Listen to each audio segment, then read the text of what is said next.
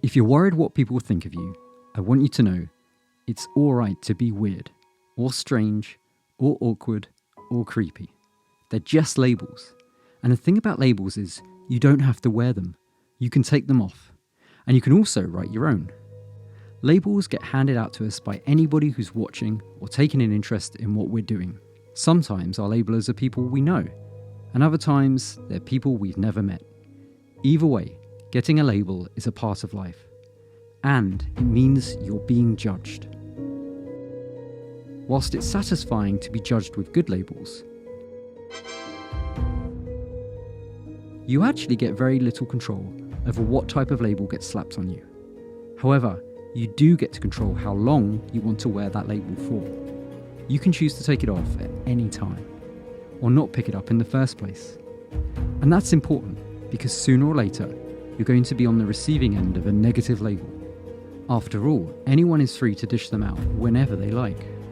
And how they judge you is going to be affected by what sort of mood they're in, their history, personal beliefs, and how much pain they're carrying around with them.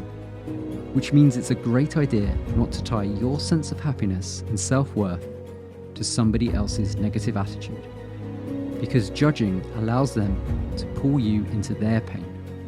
It's no surprise that some of the biggest fears we all have are meeting new people, talking to groups, mingling in busy rooms, speaking in public, and doing anything remotely spontaneous. Why?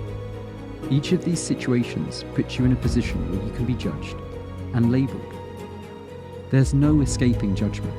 All you can do is make peace with it. Because even if you try and avoid it, you will be judged as the weird, quiet person who hides away. The truth is, you can't make people love you 100% of the time. But with a little charm, you can win most people round, provided you're upbeat and happy to be your uniquely weird self.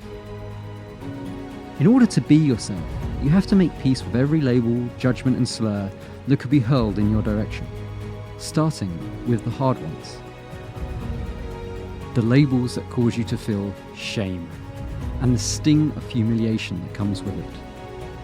Shame is triggered whenever somebody points out our apparently wrong or foolish rule-breaking behaviour. It's a threat of further disgrace. But really, disgrace can only happen when you break the law, not the rules. So doing something spontaneous only really triggers a warning signal. It happens when society doesn't understand you in that moment because it doesn't have any existing reference points to compare you to. In other words, when you get a negative label, it's because you fall outside someone's narrow view of the world. Now, the thing about spontaneity and taking risks in life is that you're doing things that aren't normal. You're doing things that are creative and exciting, and they do stand out. And when society sees things it can't understand, it just puts a label on the experience to make sense of it, calling you names like weird, strange, or any other judgment that comes to mind. The discomfort of shame only lasts as long as we hold on to the label. So don't accept the label. Put it down. It's alright to say, "I'm sorry, but you're wrong," or "I disagree," even if you're saying that just to yourself. Now, if you have no choice, do the next best thing. Own the judgment. Wear it like a badge. Yeah, big deal. I'm weird. So what? Once you accept a label, it has no power over you, and you can move on with your life. So the next time you feel like you're going to pick up a label you don't want, take a second to remind yourself of the label you do want, and then preemptively award it to yourself for being you. So if you're about to take a risk and do something spontaneous, make sure you label your actions first before anyone else can beat you to the punch. Then you'll become invincible. Put-downs, insults, and labels will bounce right off you. Because doing is all the proof you need. And when you're free from the fear of social shame, you're free just to be you. Your whole life switches from trying to impress others to simply expressing yourself. Life becomes a celebration. You can tell jokes without worrying if anyone will laugh. Connecting with people becomes easy. And you're suddenly free to walk up and start a conversation with anyone, anywhere. But here's a secret.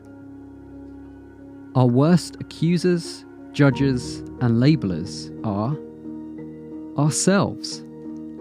Self-shaming is the N-level boss you must defeat.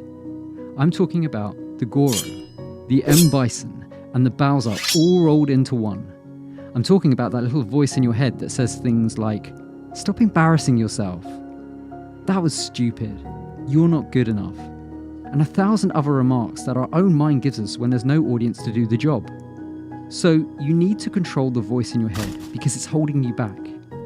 Remind it to tell you good things about yourself, like, "I can do this, I'm awesome, and I love you." And anytime you feel you might call yourself a name or give yourself a label, remind yourself that you're perfect just the way you are. Hanging from a tree? I can do this. Skateboarding down the street? I'm awesome. Staring at people through a window awkwardly? I love you.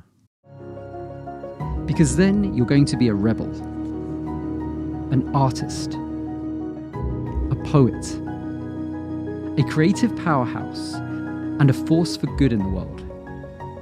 You're going to slip through the net that keeps most people trapped and sad, scared to make a wrong move. Instead, you're going to be free just to be yourself, spontaneous at all times. Go say hello to my little friend! I'm going to tease your hair and then build a house.